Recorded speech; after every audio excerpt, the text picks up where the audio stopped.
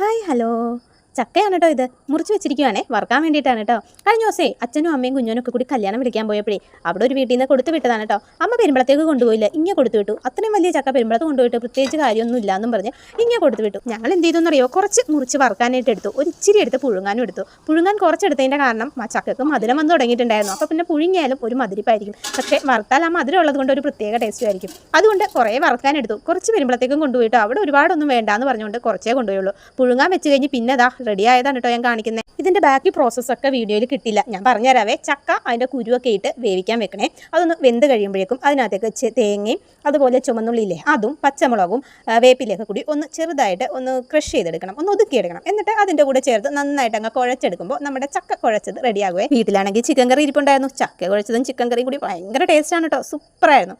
ഞാൻ ആദ്യമൊക്കെ ഇച്ചിരി എടുത്തെങ്കിലും പിന്നെ കാര്യമായിട്ടിരുന്ന് തട്ടിയേ. നമ്മുടെ ചക്ക വറുത്തതും കൊണ്ട് പിള്ളേരുടെ അടുത്തേക്ക് പോയപ്പോഴേ അവർക്ക് എന്ത് സന്തോഷമായെന്നറിയോ. അതെന്താ കാര്യം ഒന്നും കൂടി പറയാം. ഇപ്പോൾ ക്ലാസ്സിലല്ലോ, വെക്കേഷൻ ആയതുകൊണ്ട് ഫുൾ ടൈം ഇരുന്ന് ടി വി കണ്ടുകൊണ്ടിരിക്കുമ്പോൾ ഇടക്കിടക്ക് ഇരുന്ന് കുറിക്കണം. ബേക്കറിയിൽ നിന്നാണെങ്കിൽ നമ്മൾ അധികം സാധനങ്ങളൊന്നും അങ്ങനെ വാങ്ങിച്ചു കൊടുക്കാറില്ല, അതുകൊണ്ട് അവർക്ക് എപ്പോഴും പരാതിയാണ്. ഇത് കണ്ടപ്പോൾ രണ്ടുപേരുടെയും പരാതി മാറിയിട്ടോ. പാത്രം നിറച്ചുണ്ടായത് ഇപ്പോൾ തീരാറായിട്ടുണ്ട്. അപ്പോൾ ഇത്രയുള്ള വീഡിയോ ഇനി പിന്നെ കാണാം. ടാറ്റാ.